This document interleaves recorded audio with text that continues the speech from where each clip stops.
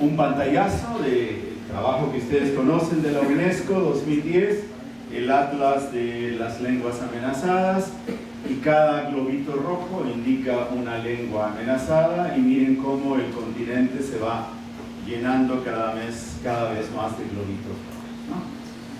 Pese a las reservas que tengo con los criterios de la UNESCO. En ese contexto, quiero referirme muy rápidamente a dos lenguas. Una que ahora se denomina Uchumataco, y cuando Colette me acompañó el 2004 a la comunidad de Iruito, todavía no se llamaba Uchumataco, sino se llamaba solamente Uru. ¿Sí? Hoy día se llama Uchumataco. ¿Por qué? Porque los Urus dicen que su lengua no es igual a la de sus hermanos que están en otra comunidad que se llama Chipaya, o en otra comunidad que se llama Pupó. El pueblo Uru está dividido en 4 agrupaciones poblacionales. Una está en el lado peruano, son los que viven, los famosos que explota el turismo, los que están en las islas flotantes del lago Titicaca, que han construido su modus vivendi en el lago, ¿no? Otros están cerca a la frontera peruana, pero en territorio boliviano, que son estos, los que hablan Uchumataco, y los demás están en la frontera con Chile, son los Chipaya, los más numerosos, y los de mayor vitalidad lingüística y de mayor lealtad lingüística. Pues cuando con Colette fuimos a hablar con los Urus, que hablan Uchumataco, los Urus de Iruito, solo quedaban 2 señoras mayores hablantes. Las 2 están hoy día descansando, y me acuerdo la desesperación de Colette, que me decía, pero porque las filmamos, ¿cómo puedo hacer una fonología si son desdentadas? No me voy a olvidar nunca de esta anécdota, ¿verdad? Porque las señoras ya no tenían dientes, ¿sí? Pues resulta que eso fue en 2004. 13 años después, como en otros casos, hay 2 últimos hablantes. Hay 2 últimos hablantes, uno de 60 y pico y el otro de 50 y pico. Resulta interesante, los 2 son hombres. No hay ninguna mujer que se autodeclare como hablante. Claro que resulta difícil determinar cuán hablantes realmente son, porque el Uchumataco, como ellos autodenominan a su lengua, ha sido desplazado por el aymara, no por el castellano. Hace siglos que viene siendo desplazado por el aymara, y después se sumó el castellano a desplazar al aymara y desplazar también al Uchumataco. Es una comunidad de unas 180 personas. La mayoría son bilingües, bastante fluidos, de aymara y castellano, y 2 personas reclaman conocimiento de la lengua ancestral. ¿Qué han hecho estos señores? Con lo poquitito de documentación lingüística que había, ¿ya? Había pasado Velar por ahí a mediados del siglo pasado y dejó un registro léxico. Más tempranamente, a fines del siglo pasado, pasó Muisken y también dejó otro registro léxico, y con esos trocitos de lengua y lo que algunos recordaba, han comenzado a involucrarse en procesos de revitalización lingüística. Les voy a mostrar un video cortito que hemos hecho con ellos. ¿Por qué? ¿Cuál es la razón? Primero, quieren demostrar que no son igual a los otros Urus, ya se les dije eso. Pero segundo, porque llegan muchos turistas, y los turistas les dicen, no queremos escuchar aymara, queremos escuchar su lengua.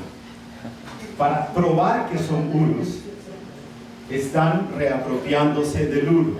Entonces, una necesidad impuesta desde fuera, pero que refuerza un sentido de reafirmación étnica también. Y tercero, porque las nuevas leyes del Estado Plurinacional de Bolivia favorecen este tipo de procesos sociales. Entonces, hoy día, para poder tener el control sobre el Instituto de Lengua y Cultura Urus, que quieren que se quede allí, que no se vaya a Chipaya, donde hay más hablantes, tienen que demostrar que saben la lengua. Entonces, no los voy a cansar, ha habido un montón de actividades que se han desarrollado con ellos, pero les voy a mostrar rápidamente uno de los últimos productos que se hizo con ellos. Pues nante katkotsuni tukitpacha selsia kami oklay. Anatuni selsia kami oklay. Kami uchumi urus teselocha yes choka choka. Uchumik urus pues la periculi tanslucha te case pota. Uchumik urus selsia kami te koya nurupachay. Uchumik urus oklaycha te tosa huwa. Chi domre toyi tekse. Toyi tekse walka soyi teksnakichay. Walpacha suyi uru lusachay te potas kami. Kami chay tikhu te huwa. Hasikna wisnate khasuyi kami oklay. Tukit pacha uchumik uru tukit aymara tehu. Uchumik tukit pacha khas kotsuni uru selsia oklaycha kami.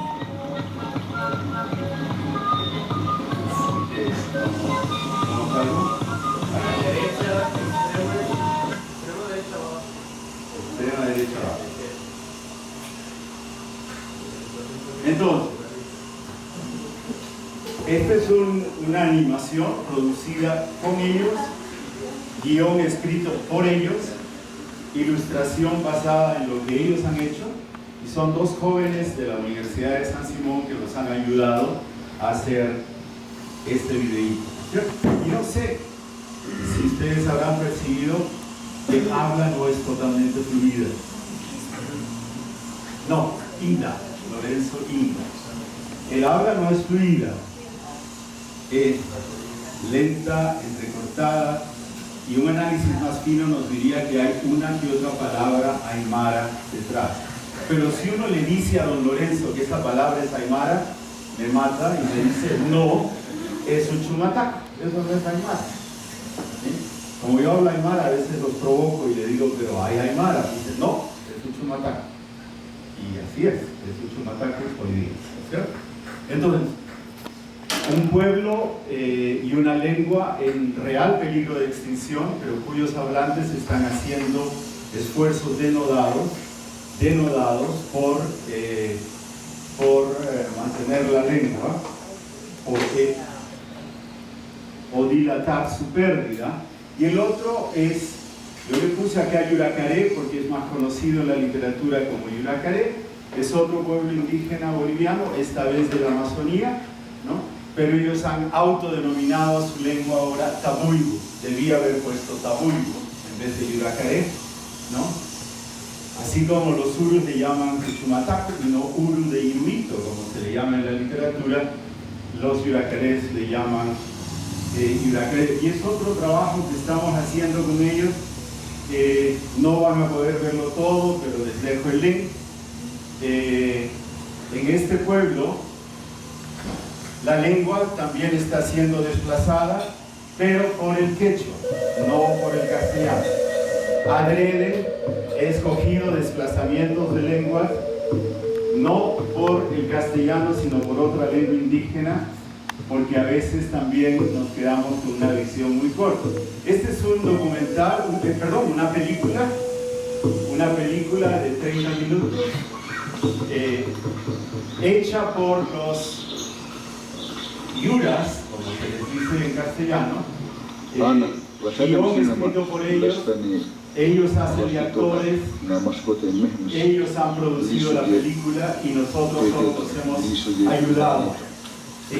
La grabación ha sido hecha de manera rudimentaria, pero luego fue editada en laboratorio.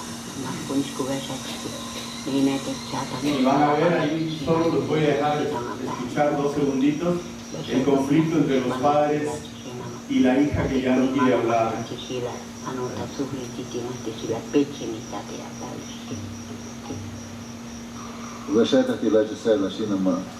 Amasito que la dastani camina tatu la tatu lisu de ahuyatu lisu de sawatatu lisu de timo malayu patatu chatike.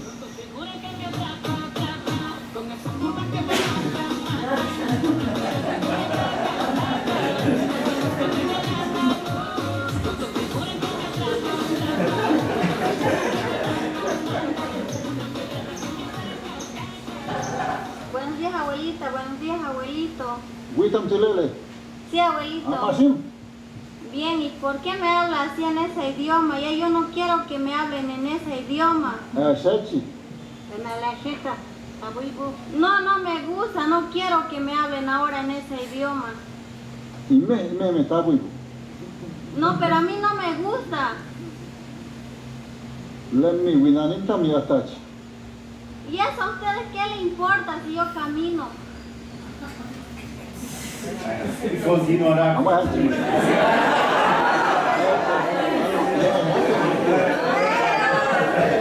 Pero les dejo la referencia para que lo vean. Otro tipo de respuesta a las demandas de la comunidad, en este caso el equipo que iba estaba más obsesionado por el tema de la escuela y cómo introducir el tabuibo a la escuela, y la población decía, ese no es nuestro problema principal. Nuestro problema principal es que los jóvenes se van y ya no quieren volver. Y entonces queremos algo para que los jóvenes reflexionen sobre cuál es su papel en la sociedad. En este caso, no sé si ustedes se han enterado de todo el escándalo de la construcción de la carretera famosa que va a arrasar con el Tignis, un territorio indígena en Bolivia. Pues los yuracarés están en ese territorio y por eso están siendo desplazados físicamente de su territorio por los cocaleros quechuas, y su lengua también está sufriendo ese embate. Entonces, para cerrar esta primera parte, quisiera proponerles algunas explicaciones extralingüísticas que pueden dar cuenta de qué está pasando en el continente. Lo primero es la persistencia de la condición colonial, o la vigencia de la colonialidad del poder y del saber, como dice Quijano, ¿no es cierto? Continúa el despojo territorial histórico, las concesiones al territorio, dentro de territorios indígenas, a transnacionales mineras e hidrocarburíferas, incluso en los estados plurinacionales de Bolivia y Ecuador. Es decir, todo el continente se ha metido en una lógica de minería, ¿no? Con excepciones notables, ¿no? Con excepciones notables. El Salvador ha recusado la política extractivista, pero es una de las excepciones. Mi país está lleno de concesiones mineras, concesiones gasíferas, concesiones petroleras dentro de los territorios indígenas reconocidos constitucionalmente. Entonces hay un modelo económico que expulsa a las poblaciones indígenas de sus tierras y territorios, y también hay otras razones de migración, como los conflictos armados, ¿no es cierto? Yo les decía hace un rato que Lima es el lugar, la metrópoli de Lima es el lugar con mayor presencia de quechohablantes. De 10 millones de 11 millones de personas que viven en Lima, aproximadamente 2 millones son quechohablantes, pero no llegaron ahí por accidente, llegaron ahí producto de la guerra interna que vivió el país por 10 años y la lucha entre el ejército peruano y Sendero Luminoso. Si uno revisa el caso colombiano va a encontrar lo mismo. En Veras, en Panamá, no llegaron a Panamá porque querían, sino fueron desplazados, ¿no es cierto? Otra razón a mi juicio es que esa persistencia de la condición colonial impide que el Estado cumpla con sus propias leyes. Por ejemplo, no he tenido tiempo en esta presentación de referirme a ella, pero prácticamente a lo largo del continente las lenguas indígenas son hoy oficiales. Pero pregúntese cuánto hace uso de ellas la administración pública. Las iglesias también tienen su cuota de responsabilidad en esto, aunque hagan uso parcial de la lengua, pero desde una cosmovisión y una posición cultural hegemónica, ¿no es cierto?, que niega el ser indígena, ¿no es cierto? Los modelos educativos y la discriminación y el racismo también tienen que ver con este asunto. Y luego observo unas contradicciones ideológico-discursivas contemporáneas que me fascinan, y son estas de el reconocimiento de los derechos de la madre tierra y el extractivismo, la minería, los hidrocarburos. Parece que podemos convivir esquizofrénicamente, reconociendo en la ley que la madre tierra tiene derechos, pero la perforamos a ultranza y le quitamos todo lo que tiene dentro, ¿no es cierto? Luego la primacía aplastante del castellano, incluso en regímenes de plurinacionalidad, ¿no es cierto? ¿No? Ecuador y Bolivia son dos muestras de ello. Y también conviven la economía de libre mercado impulsada por nuestros estados y el discurso del buen vivir, ¿sí?, como alternativo precisamente a esa economía de libre mercado. Hay una convivencia de estos dos elementos. Y el último punto que quiero tocar sobre este aspecto es el insuficiente cumplimiento del convenio 169 de la OIT y de la Declaración de los Pueblos Indígenas, tanto por los estados que lo suscribieron, como también por los propios indígenas que no ejercen esos derechos, ¿no es cierto? Como que se quedaron satisfechos, cruzados de brazos, se dio la norma y no ejercen sus derechos ni exigen a sus estados que cumplan con eso. Entonces, en base a eso, muy rápidamente, creo que para hablar de revitalización de lenguas y de educación, tenemos que repensar qué cosa es el indígena en el siglo XX. Ahora, ya no anclados en lo que era ser indígena. En primer lugar, niveles cada vez más altos de escolaridad, maestrías y doctorados, no solo en universidades nacionales, sino también en universidades extranjeras.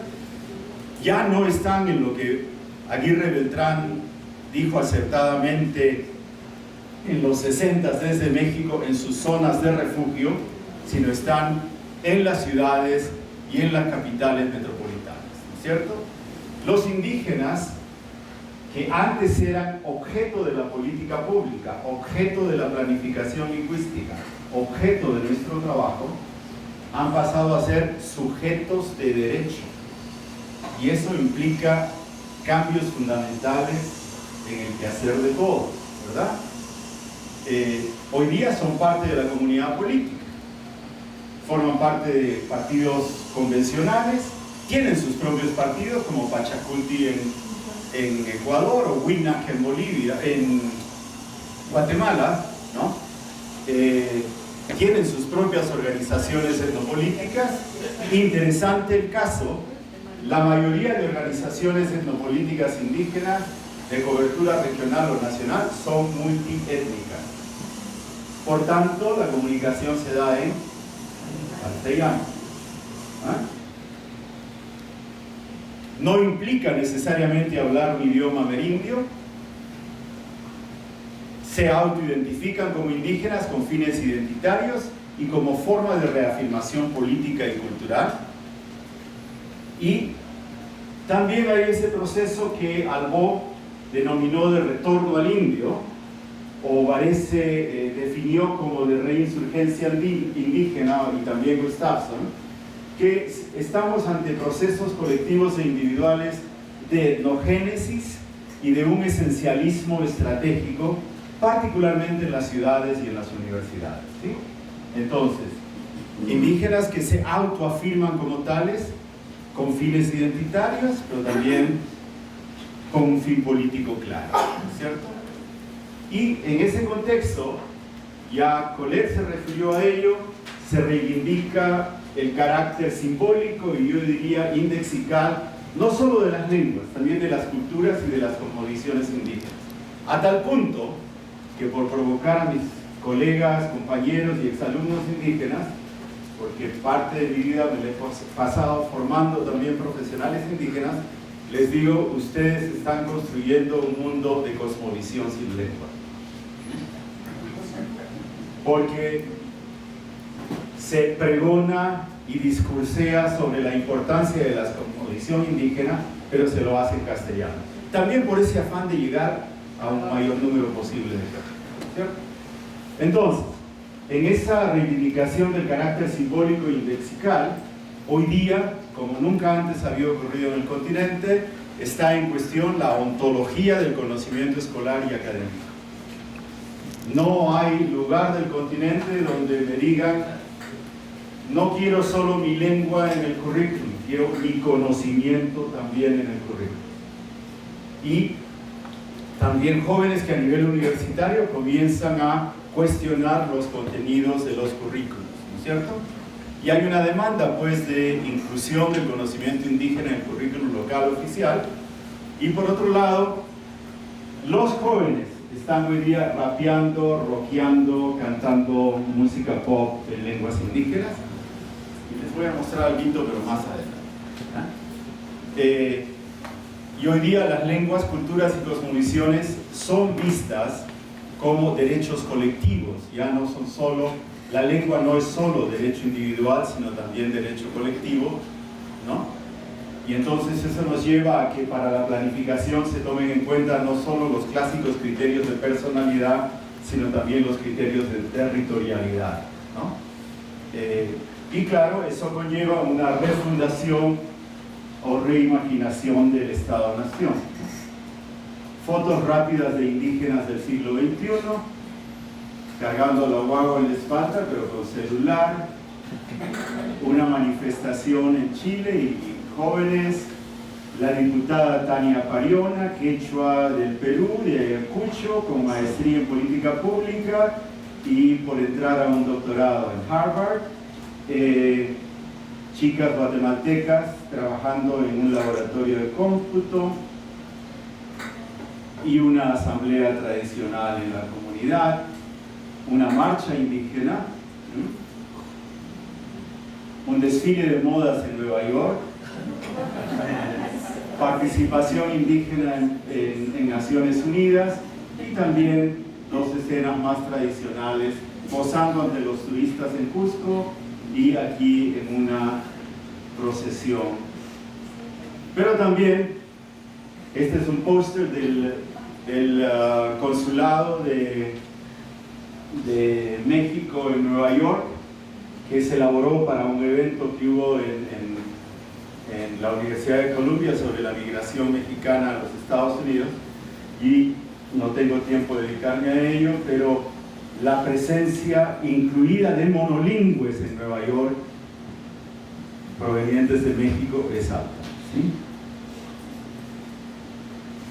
Entonces, casi llegando al final, en todo ese contexto hay demandas y esfuerzos de revitalización cultural y lingüística. Destaco lo cultural porque desde la visión indígena están hablando de revitalización cultural y lingüística y no solamente revitalización lingüística, ¿sí? Y les tengo algunos ejemplos de América Latina. Esta es una tipología que usamos para el Atlas, ¿sí? En contextos diversos, de extrema vulnerabilidad o de pérdida consumada, como la de los Yanacona en el Cauca, Colombia, por ejemplo, que desde, unos dicen comienzos, otros dicen mediados del siglo pasado, ya no se habla el quechua comunidad, pero que hace como 15 años mandaron una estudiante a la maestría en educación intercultural bilingüe. Viviana conoce el caso, por eso se ríe. Mandaron a Omaira Anacona a estudiar su maestría en Bolivia con un mandato. Después de los 2 años y medio tenía que regresar hablando el quechua para poder enseñar. Yo recuerdo en la discusión con los compañeros Yanacona, les decía, pero ¿por qué quieren buscar el quechua si ustedes tienen el lingano aquí en Colombia y más cerquita? No, porque según nuestra historia nosotros venimos del sur y fuimos mandados por los incas para civilizar estos territorios. Entonces, quechua sí, pero quechua de Colombia o quechua de Perú, quechua del sur, no el quichua que lo tienen en Ecuador o el lingano que lo tienen en el Tucumán. ¿Sí? Y están empecinados con reinstituir el quechua como lengua de la cotidianidad. Han avanzado con el arte, la música andina y todo eso, pero obviamente están lejos de la posibilidad de poder reintroducir. Los Licanantay, un caso que Elisa conoce bastante bien, lo han hecho de manera fascinante también. Han recuperado es una lengua extinta hace más de 100 años, pero han recuperado de los pocos registros escritos que había trozos de lengua y han construido un primer libro de lectura en lengua kunza. ¿Sí? El caso de los Zulus ya se lo comenté, ¿no? Y en los Zulus hay un caso particular. Están los Zulus en el Perú que viven del turismo, tienen mucho dinero, porque en el Perú parte del dinero del turismo se tiene que quedar en la comunidad. Y entonces me fue a buscar el alcalde de Chuyuni y me dijo, llegó en una camioneta 4x4, él y 4 concejales llegaron a Cochabamba y bajaron, tuvimos una reunión y queremos que nos acompañe a Chipaya porque vamos a contratar a 2 chipayas, hombres solteros, para que se muden a Chuyuni. Les vamos a pagar, que se casen y que transmitan la lengua. Una variedad distinta a la que se va a dar ahí, porque no hay registro de lo que era el Uru de Chuyuni, pero hay esos esfuerzos. No voy a relatar todos los casos porque son muchos, ¿no es cierto? Pero solo quiero dejarlos con la imagen de la gran diversidad de proyectos que existen y de demandas que existen respecto a revitalización. Y estas demandas no se limitan a las áreas rurales o a lo que denominamos comunidades tradicionales. Lo pongo entre comillas porque también es un adjetivo recusado por los indígenas, porque dicen, ¿quién te ha dicho a ti que yo soy tradicional? Soy tan moderno como tú, pero mi modernidad es distinta a la tuya.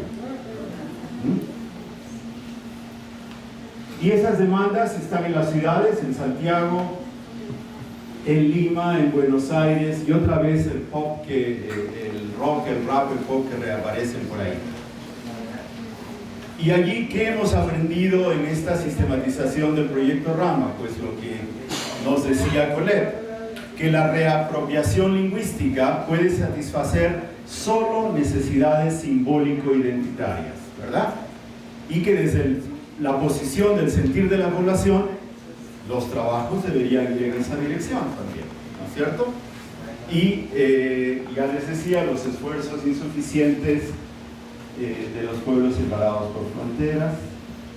Y entonces, solo para mostrarles que los compañeros del Cauca, con apoyo del PROVIDE Andes, llevaron a cabo en 22 y 23 de septiembre de 2017 el tercer encuentro internacional de revitalización lingüística, políticas y experiencias comunitarias e institucionales. Y así como en Colombia, aquí, en Ecuador, en Cochabamba, hoy día el tema de la revitalización está